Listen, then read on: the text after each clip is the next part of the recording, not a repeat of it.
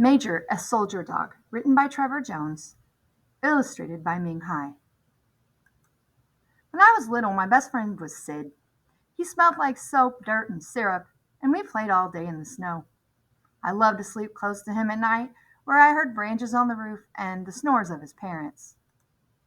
One day things changed. I could smell that Sid and my family were excited and a little scared, so I licked them. I did not know how to feel, so I barked a lot. Soon after that, we got in a car. I licked tears from Sid's face while we drove. We arrived at a new place with loud thumping noises that hurt my ears. Two men grabbed me and tried to push me into a dirty box.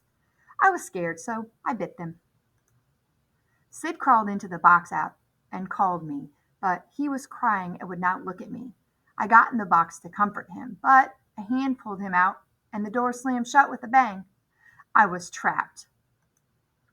I traveled for a long time and arrived at a place with many people and even more smells.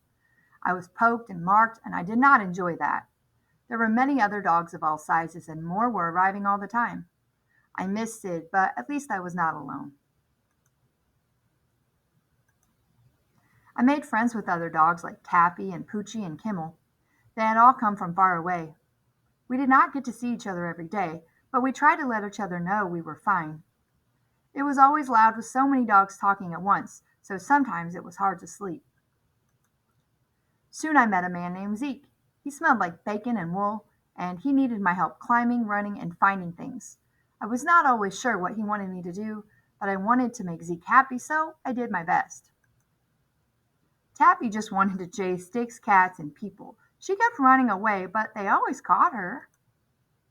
There were so many dogs, and we all learned different things.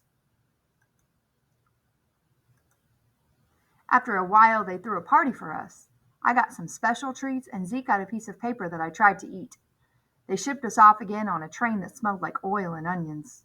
I was with my friends, and there were new people who wanted to pet me, but that was not allowed. Only Zeke could touch me. The trip was scary. The water was much bigger than water I had seen at home. It smelled like fish, but I could not find any. The way the boat moved made my stomach feel weird. Days of playing seemed far away, and the smells of Sid, my family, and my home faded. There were booming sounds and smells of burning tires, but I wanted to help Zeke, and he needed me. We were always tired and dirty, and Zeke smelled scared much of the time. Every day we went for long walks where I paid attention to strange sounds and smells. On one of our walks, I got nervous. I could smell unfamiliar people and hear feet stepping on branches. I knew that Zeke and the others were in danger. I told Zeke about them by tugging as hard as I could at my leash. Zeke stopped right away, and he and everyone else crept backward for a long time. They kept quiet until I told them I could not smell or hear anything wrong anymore. Zeke scratched my ears, and I got extra treats that night at camp. We had many more days and nights like this one. Finally, after what seemed like a long time, the men in the camp gathered one morning. Their leader said words in a happy voice, and everyone started cheering. I did not know what happened, but I knew it was good news. I started barking, and they did not even tell me to be quiet. Soon we got back on a large boat and went back across the water, but this time everyone smelled happy and laughed a lot. I got all the treats I wanted.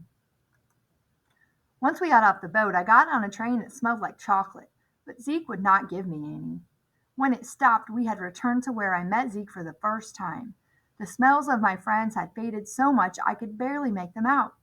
Even worse, Zeke left and I worried about being lonely. A new person, Carol, started taking care of me and other dogs.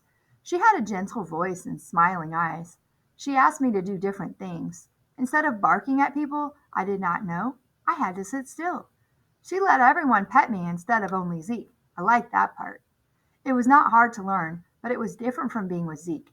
When the other dogs and I did something Carol liked, she gave us treats.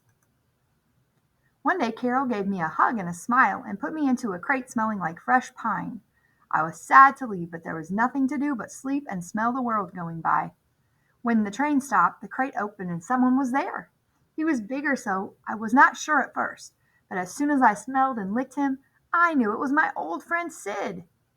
Now I play with other dogs and I am gentle with the small ones. Sometimes the old smells come back to me, and I remember my trip across the water and back.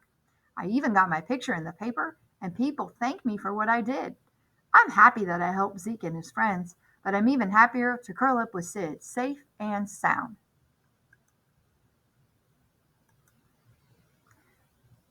Everything in Major Soldier Dog is based in fact. After the United States entered World War II, a group of people led by famed dog breeder Aileen Erlanger, look for her when Major graduates training school, started a group called Dogs for Defense. The military needed war dogs to patrol factories, serve as messengers, scout, and detect mines, but they did not have any on hand. Dogs for Defense called on patriotic Americans to enlist their pets in the Army. Thousands of people sent their pets away to help with the war effort, with no idea if they would ever see them again. In Wahpeton, North Dakota, 5-year-old Sid Moore's family sent Major, the family dog, off to war. Climbing inside the shipping crate to lure Major inside was Sid's worst childhood memory. Sid can still hear the noise the crate made when it slammed shut and Major left for Nebraska. There were several dog training centers, but the most important was Fort Robinson, Nebraska, with over 14,000 dogs. Major trained there along with a skinny man from Detroit named Richard Zeke Zika.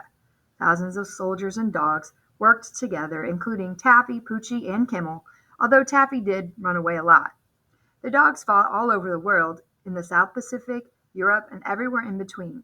We did not know exactly where Major went, but we have a lot of information about dogs in Italy, so we sent Major and Zeke there, even though the real Zeke actually went to India. Dogs saved many American soldiers' lives by alerting them to ambushes, and the War Dog Training Program became the model for training military dogs today. When the war was over, the government worked hard to send dogs back to their owners. First, the dogs went to Fort Robinson in Nebraska to learn how to be pets again. One of their trainers was Carol Rover Simmons, who worked with hundreds of dogs at the end of the war. Many women's stories are not in history books, and Carol does not appear in the official records of Fort Robinson. Even though we have Even so, we have her own accounts of her experience and pictures of her working, so we know she was there. Once the dogs were ready to leave the military, the Army sent them back home. They did this for free and also sent discharge papers, just as they did with human soldiers. The dogs were veterans, and Major was welcomed back at Sid's house as a hero. If you want to see real pictures of World War II dogs, or visit the place where Major became a soldier dog, visit History Nebraska's website at www.history.nebraska.gov. A note on dogs. Because this story is from Major's perspective, we tried to show it through his eyes. Dogs rely on smell first, second on hearing, and last on sight. We use colors to show what Major smelled and heard so you can get an idea of his world. If you want to learn more about how dogs think, we recommend Inside of a Dog: What Dogs See, Smell, and Know, Young Readers Edition by Alexander Horowitz.